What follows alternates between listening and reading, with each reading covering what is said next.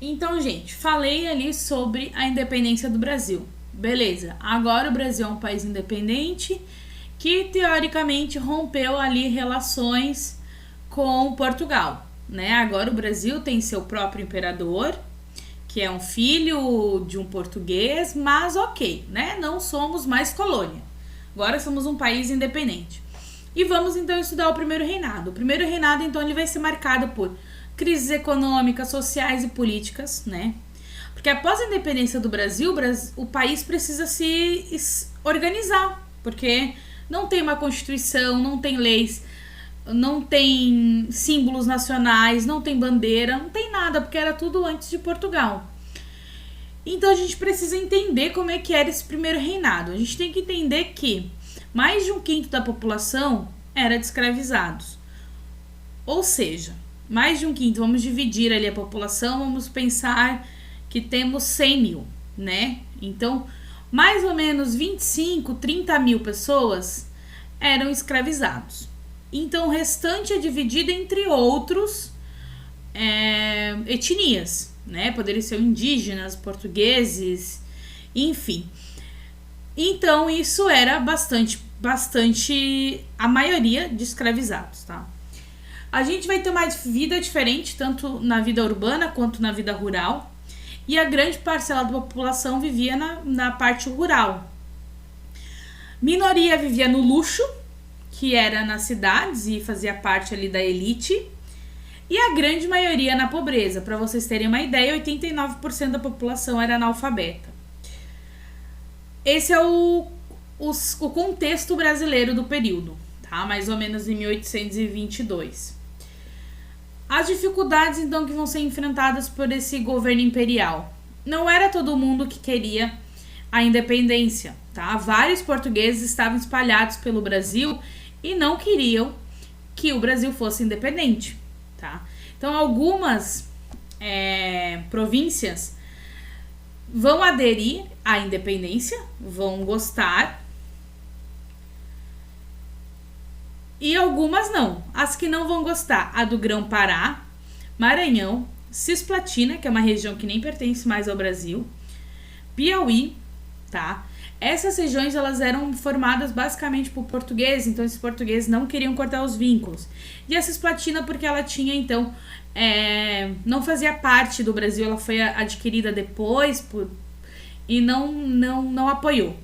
Então, essas províncias, elas vão se manter fiéis ao governo português e elas vão lutar, então, contra as tropas imperiais.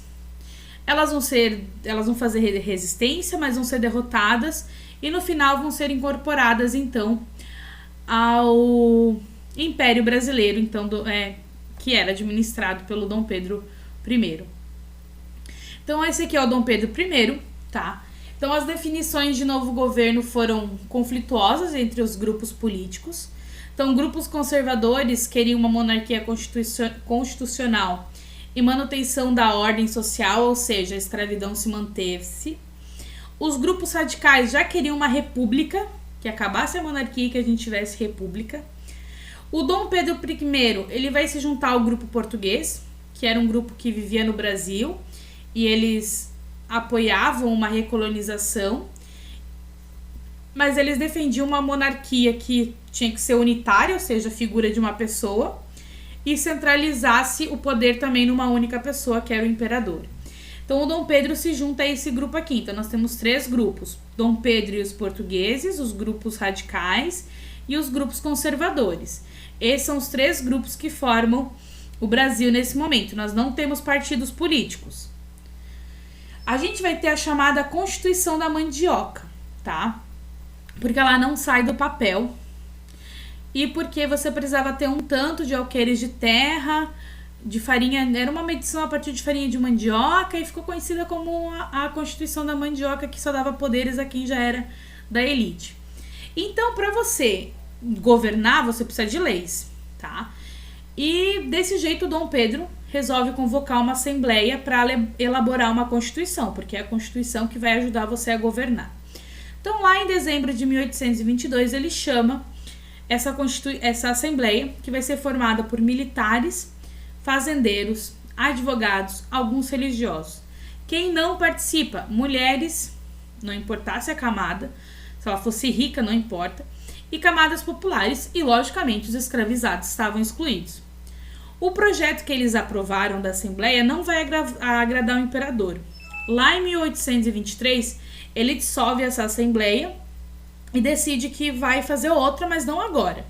Que ele não gostou do que eles decidiram e pronto. Então a primeira Constituição do Brasil não sai do papel, tá? Ela vai ficar só no papel. Nesse meio tempo, o Brasil passa a ser reconhecido internacionalmente como um país independente. Quem vai ser o primeiro país a reconhecer a nossa independência? Os Estados Unidos. Ai, como eles são queridos, professora. Por isso que eles reconhecem a nossa independência? Não, eles queriam assinar contratos comerciais. Então, eles decidem, né, falar, olha, o Brasil é independente, vamos assinar com eles, não precisamos de Portugal aí no meio. Então, os Estados Unidos reconhecem a independência do Brasil.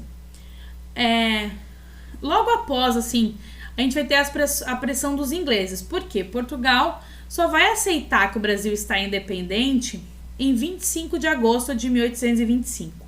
Ou seja, por quase 3 anos, Portugal não aceitou o Brasil independente. E por que ele aceita? Porque o Brasil vai pagar uma indenização de 2 milhões de libras esterlinas e o título de imperador honorário ao Dom João VI. Ou seja, o Brasil pagou pela sua independência, ok? Para ser aceito por Portugal, o Brasil teve que pagar, né? Deveria ser assim? Não, mas foi dessa maneira que aconteceu. A gente também vai ter, daí sim, a Constituição de 1824, que eu vou deixar para o próximo slide. Próxima aula, gente, desculpa. Aula.